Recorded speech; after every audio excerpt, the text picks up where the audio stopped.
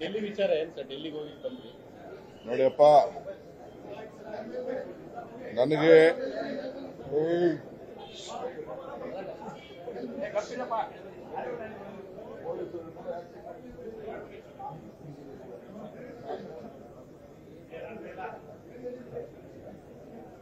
ಕೇಂದ್ರದ ನೀರಾವರಿ ಸಚಿವರು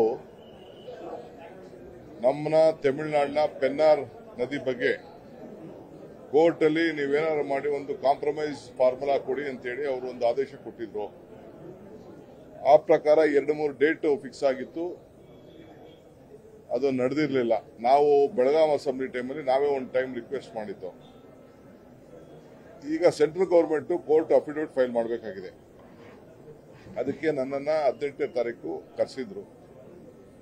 ಸೊ ಲಾಸ್ಟ್ ಮೂಮೆಂಟ್ ಅಲ್ಲಿ ತಮಿಳುನಾಡವರು ನಾವು ಅದನ್ನ ಸಪರೇಟ್ ಬಂದು ಮೀಟ್ ಮಾಡ್ತೀವಿ, ಅವ್ರ ಎದುರುಗಡೆ ಕೂತ್ಕೊಂಡು ಮಾತಾಡಲ್ಲ ಅಂತ ಹೇಳಿದ್ರೆ ಇದು ಸುದ್ದಿ ಅಷ್ಟೇ, ಅಧಿಕೃತ ಅಲ್ಲ. ಅಧಿಕೃತವಾಗಿ ನನಗೆ ಪೋಸ್ಟ್ಪೋನ್ ಮಾಡಿದೀವಿ ಅಂತ ನನಗೆ ಮಿನಿಸ್ಟ್ರು ತಿರ್ಗಾ ಆಫೀಸಿಂದ ಫೋನ್ ಮಾಡಿ ನಮಗೆ ಮೆಸೇಜ್ ಇಟ್ಟರು. ಅಷ್ಟೊತ್ತಿಗೆ ನಾನು ಹೊರಟು ಬಿಟ್ಟಿದ್ದೆ. ಸೊ ಈಗ ಇನ್ನೊಂದು ಡೇಟ್ ಅವರೇ ಸಪರೇಟ್ ಆಗಿ ಏನೋ ಅವ್ರಿಗೆ ಕರೆದು ಮಾತಾಡ್ತಾರಂತೆ.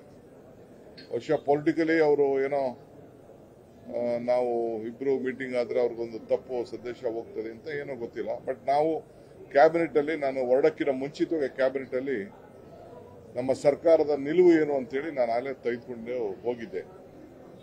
ಬಟ್ ಅದನ್ನ ಮುಂದಕ್ಕೆ ಹಾಕಿದ್ದಾರೆ, ಮತ್ತೆ ಇನ್ನೊಂದು ದಿನ ಕರಿತೀವಿ ಅಂತ ಹೇಳಿದ್ದಾರೆ. ಇದು ಒಂದನೇ ವಿಚಾರ. ಎರಡನೇ ವಿಚಾರ, ನಮ್ಮ ಪಕ್ಷದ ನಾಯಕರುಗಳನ್ನ ಭೇಟಿ ಮಾಡಿ ನಾನು ನಮ್ಮ 100 ಕಾಂಗ್ರೆಸ್ ಕಚೇರಿಗಳನ್ನ ಕಟ್ಟಬೇಕು, ಮಹಾತ್ಮ ಗಾಂಧೀಜಿಯವರ ಕಾಂಗ್ರೆಸ್ ನಾಯಕತ್ವ ವಹಿಸಿಕೊಂಡಂತ 100 ವರ್ಷದ ಶತಮಾನ ಸಂದರ್ಭದಲ್ಲಿ 100 ಕಚೇರಿಗಳನ್ನ ಪ್ರಾರಂಭ ಮಾಡಲಿಕ್ಕೆ ಹೊರಟಿದ್ದೇವೆ. ಸೊ ಬೆಂಗಳೂರು ರೇಸ್ ಕೋರ್ಸ್ ರೋಡ್ನ ಹೊಡೆದಾಕಿದ್ದೀವಿ. ಅಲ್ಲೂ ಭೂಮಿ ಪೂಜೆಗೆ ಇನ್ವೈಟ್ ಮಾಡಿದ್ದೀನಿ. ಬೆಂಗಳೂರಲ್ಲೇ 3 ಕಡೆ ಆಗ್ತಾ ಇದೆ, ಬೇರೆ ಎಲ್ಲ ಕಡೆನೂ ಒಂದು 100 ಕಚೇರಿ ಕಟ್ತಾ ಇದ್ದೀವಿ. ಅದಕ್ಕೆ ಅಲ್ಲಿ ವರ್ಚುವಲ್ ಆಗಿ ಮಾಡ್ತಾರೆ ಎಲ್ಲ ಕಡೆನೂ, ಇಲ್ಲಿ ಫಿಸಿಕಲ್ ಆಗಿ ಮಾಡ್ತಾರೆ. ಅದಕ್ಕೆ ಆಹ್ವಾನ ಕೊಟ್ಟಿದ್ದೇನೆ.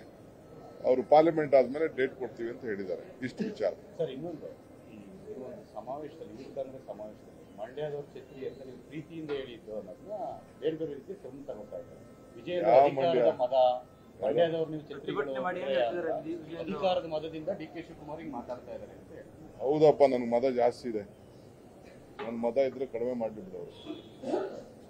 ಯಾವ ಛತ್ರಿ ಅಂತ ಹೇಳಿದ್ದೀನಿ? ಯಾರಿಗೆ ಹೇಳಿದ್ರು ಛತ್ರಿ? ಇವಾಗೇನು ನೋಡಿದ್ದೇವೆ ನಾನು ಬೇಕಾದವ್ರನ್ನ ನಾನು ಏನಾದ್ರು ಕರ್ತೀನಪ್ಪ. ಕೆಲವು ಕಳ್ಳ ನನ್ನ ಮಗನೇ ಅಂತ ಹೇಳ್ತಾರೆ, ಸುಳ್ಳು ನನ್ನ ಮಗನೇ ಅಂತ ಹೇಳ್ತಾರೆ, ಪ್ರೀತಿಯಿಂದ ಇನ್ನೊಂದು ಪ್ರೀತಿ ಮಾತಾಡ್ತಾರೆ. ಅದು ನಮ್ಮ ಇಂಟರ್ನಲ್, ನಮ್ಮ ಯಾರಿಗಾರ ಇಲ್ಲಿ ಯಾವ ಛತ್ರಿ ಅಂತ ಹೇಳಿದೆ ನಾನು? ಅವೆಲ್ಲ ಸುಳ್ಳು. ಯಾವ ಛತ್ರಿನೂ ಇಲ್ಲ, ಯಾವುದೂ ಇಲ್ಲ. ಮತ್ತೆ ಇದು ಕ್ಷೇತ್ರದಲ್ಲಿ ದೇಶದ ರಾಜಕಾರಣ ಅಂತ ಹೇಳ್ತಾ ಇದ್ದಾರೆ ನೋಡ್ರಿ, ಇಡೀ ಪ್ರಪಂಚ ರಾಜ್ಯ ದೇಶಕ್ಕೆ ಗೊತ್ತು.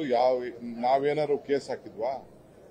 15-20 ವರ್ಷದಿಂದ ಅವರು ನನ್ನ ಮೇಲೂ ಹಾಕಿದ್ದಾರೆ ಕೇಸು. ಯಾರು? ಆ ಹಿರೇಮಠ ಅವ್ರ ಮೇಲೂ ಕೇಸ್ ಹಾಕಿದ್ದಾರೆ. ಕುಮಾರಸ್ವಾಮಿ ಯಾಕೆ ಗಾಬರಿ ಮಾಡ್ಕೋಬೇಕು? ಏನ್ ದ್ವೇಷದ ರಾಜಕಾರಣ ಮಾಡ್ತಾರೆ? ಕೋರ್ಟ್ ಆಫೀಸರ್ಸ್ಗೆ ಡೈರೆಕ್ಷನ್ಸ್ ಕೊಟ್ಟಿದ್ದಾರೆ. ಹಿಂದೇನೂ ಕೂಡ ಎಲ್ಲ ಆಫೀಸರ್ಸು ಲೋಕಾಯುಕ್ತಲೆಲ್ಲ ಕೇಸ್ ನಡೆದಿದ್ದು ನನಗೆ ನೆನ್ಪುಂಟು, ನನಗೆ ಡೀಟೇಲ್ ಗೊತ್ತಿಲ್ಲ ನನಗೆ. ಸೊ ಹಾಕಿದ್ದಾರೆ. ಸಿದ್ದರಾಮಯ್ಯ ಏನ್ ದ್ವೇಷ ಮಾಡ್ತಾರೆ, ನಾವೇನ್ ದ್ವೇಷ ಮಾಡ್ತೀವಿ? ದ್ವೇಷ ರಾಜಕಾರಣ ಅಡಗಿರೋದು ಅವರ DNA. ಅವೆಲ್ಲ ನನ್ನ ಪಟ್ಟಿಗಳೆಲ್ಲ ಏನೇನು ಮೈಸೂರಲ್ಲಿ ಏನೇನು ಮಾತಾಡಿದ್ರು, ಬೇರೆ ಕಡೆ ಏನೇನು ಮಾತಾಡಿದ್ರು, ಅವ್ರ ತಂದೆ ಏನೇನು ಮಾತಾಡಿದ್ರು, ನನ್ನ ಮೇಲೆ ಏನೇನು ಕೇಸ್ ಹಾಕ್ಸಿದ್ರು, ನನ್ನ ತಂಗಿ ಮೇಲೆ, ನನ್ನ ಹೆಂಡತಿ ಮೇಲೆ, ನನ್ನ ತಮ್ಮನ ಮೇಲೆಲ್ಲ ಅದ್ರೂ ಕಳ್ತನ ಮಾಡಿದ್ವಿ. ನಮಗೂ ಬಳ್ಳಾರಿಗೂ ಸಂಬಂಧ ಇಲ್ಲ, ಮಾಡ್ಸಿರ್ಲಿಲ್ವಾ? ಅವ್ರದ್ದೆಲ್ಲ ದ್ವೇಷ. ಸುಮ್ಮನೆ ನಾವು ಆಯ್ತು ಅಂದ್ಬಿಟ್ಟು ಜೊತೆಗೆ ಸರ್ಕಾರ ಮಾಡಿದ್ವಿ. ಸುಮ್ಮನೆ ಮರ್ಯಾದೆಗಿದ್ರೆ ಅವ್ರಿಗೂ ಕ್ಷೇಮ ಆಯ್ತು. ಈಗ ರಾಮನಗರ ಹೆಸರು ಬರಬಾರ್ದು ಅಂತ ಹೇಳ್ಬಿಟ್ಟು ಯಾರನ್ನ ಭೇಟಿ ಮಾಡೋದು ಅಂತ ಗೊತ್ತು, ಏನ್ ಮಾಡೋದು ಅಂತ. ಕಾನೂನಲ್ಲಿ I am telling you, constitution ಅಲ್ಲಿ ಯಾರು ಕೇಳೋಂತ ಅವಶ್ಯಕತೆ ಇಲ್ಲ. ಏನೋ ಇನ್ಫಾರ್ಮ್ ಮಾಡಬೇಕು, ಒಂದು ಸರ್ಕ್ಯುಲರ್ ಇತ್ತು, ಅದಕ್ಕೆ ಇನ್ಫಾರ್ಮ್ ಮಾಡಿದಾರೆ ಅಷ್ಟೇ. ನಮ್ಗೆ ಅದನ್ನ ಮಾಡೋದು ಹೆಂಗೆ ಅಂತ ಗೊತ್ತು. ನಮ್ಗೆ ರಾಮನಗರ ಜಿಲ್ಲೆನ ಯಾವ ರೀತಿ ಬದಲಾವಣೆ ಮಾಡಬೇಕು ಅಂತ ನಮ್ಗೆ ಗೊತ್ತಿದೆ, ನಾವು ಮಾಡ್ತೀವಿ. ಅದು ಒಳ್ಳೆ ಸುದ್ದಿ. ಇದು ರಿಯಲ್ ಎಸ್ಟೇಟ್ ಇದಕ್ಕೆಲ್ಲ ಬದಲಾಯಿಸಕ್ಕೆ ಹೋಗಿದ್ರು. ಹೌದು, ರಿಯಲ್ ಎಸ್ಟೇಟ್ಗೆನೆ ನಮ್ಮ ಬೆಂಗಳೂರು ಜನ ಏನು, ನಮ್ಮ ಕನಕಪುರ ಜನಕ್ಕೇನು ಚನ್ನಪಟ್ಟ, ರಾಮನಗರ, ಮಾಗಡಿ ಇವ್ರಿಗೆಲ್ಲ ಅನುಕೂಲ ಆಗ್ಬಾರ್ದಾ? ನಿಂಗೆ ಮಾತ್ರ ನೀವು ಯಾಕೆ ಬಂದ್ರಿ ಅಲ್ಲಿಂದ ಬೆಂಗಳೂರಿಗೆ? ನಮ್ದು ಬೆಂಗಳೂರು ಜಿಲ್ಲೆ ರೀ, ನಮ್ಮ ಜನ ಬದುಕಲಿ ರೀ. ಐ ಆಮ್ ಫಾರ್ ಬೆಂಗಳೂರು ಜಿಲ್ಲೆ ಜನ. ರಾಜ್ಯದಲ್ಲಿ ನಮ್ಮ ಜಿಲ್ಲೆ ಎಲ್ಲ ಆಸ್ತಿಗಳು ನಮ್ಮ ಜಿಲ್ಲೆ ಜನದ ಆಸ್ತಿ ಹೋಗಿದೆ, ಅವ್ರಿಗೆಲ್ಲ ಒಳ್ಳೇದಾಗಲಿ ಅಂತ ನಮ್ಮ ಆಸೆ ಇದೆ. ತಪ್ಪೇನಿದೆ? ನಂಬರ್ 1. ಎರಡನೇದು ಇನ್ನೊಂದು ವಿಚಾರ, ನಾಳೆ ನೀರಿನ ಉಳಿತಾಯಕ್ಕೋಸ್ಕರ ವಿಶ್ವ ಜಲ ದಿನ ನಾಳೆ. ಸೊ ಅದಕ್ಕೆ 22ನೇ ತಾರೀಕು ಇಂಟರ್ನ್ಯಾಷನಲ್ ವಾಟರ್ಸ್ ಡೇ. ಈ ವರ್ಷ ನೀರನ್ನ ಈಗಾಗಲೇ 5ನೇ ಹಂತ ಕಾವೇರಿನ ಪ್ರಾರಂಭ ಮಾಡಿದ್ದೀವಿ.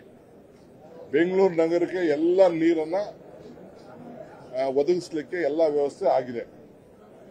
6ನೇ ಸ್ಟೇಜ್ಗೂ ಈಗಾಗಲೇ DPR ರೆಡಿ ಆಗಿದೆ. ಹೆಂಗ್ ತಗೊಳ್ಬೇಕು ಅನ್ನೋದು ಇನ್ನ ತೀರ್ಮಾನ ಆಗ್ಬೇಕಷ್ಟೇ. ಈ ನೀರನ್ನ ಉಳಿಕೆ ಮಾಡಲಿಕ್ಕೆ, ನೀರನ್ನ ಸರಿಯಾದ ರೀತಿ ಬಳಕೆ ಮಾಡಬೇಕು ಅಂತೇಳಿ 1 ತಿಂಗಳ ಅಭಿಯಾನವನ್ನ ಇಟ್ಕೊಂಡಿದ್ದೇವೆ, ಅಂದ್ರೆ ಸಾರ್ವಜನಿಕರ ಅಭಿಯಾನ. ಸೊ ಅದಕ್ಕೊಂದು ಕಾವೇರಿ ಪೂಜೆನ ಮಾಡಬೇಕು ಅಂತೇಳಿ ನಾನು ನಾಳೆ ಹಿಂದೆ ಘೋಷಣೆ ಮಾಡಿದ್ದೇನೆ.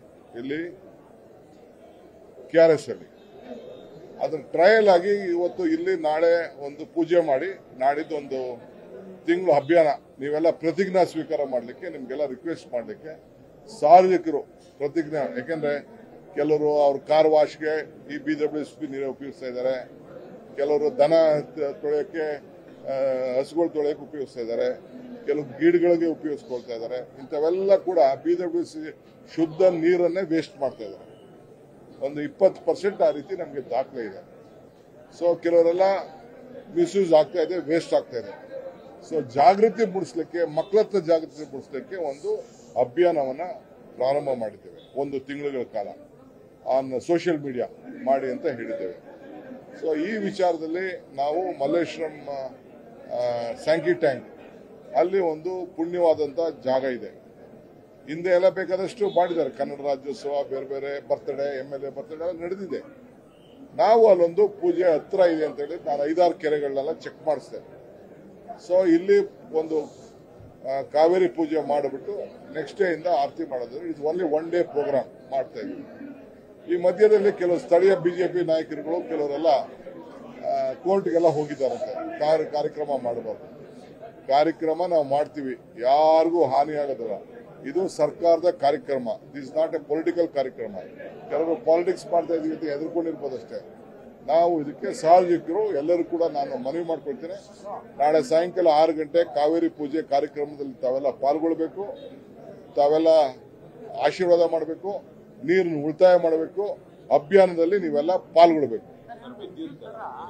ಆಮೇಲೆ ಕೋರ್ಟ್ಗೆ ಹೋಗಿದ್ದಾರಂತೆ, ಕೋರ್ಟ್ಗೂ ನಮ್ದು ಏನಿದೆ ವಿಚಾರ ನಾವು ತಿಳಿಸ್ತೇವೆ.